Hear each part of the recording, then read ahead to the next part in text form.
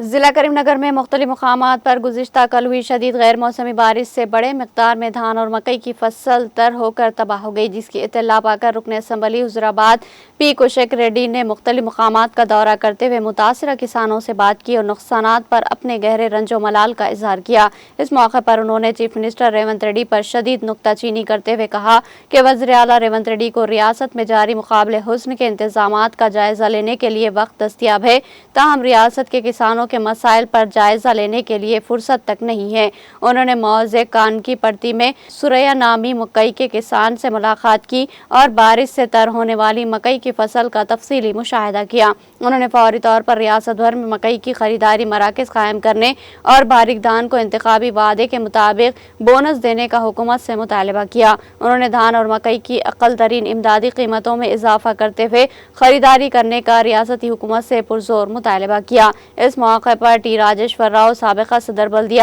جمی کنٹا اور دوسرے قائدین بھی موجود تھے۔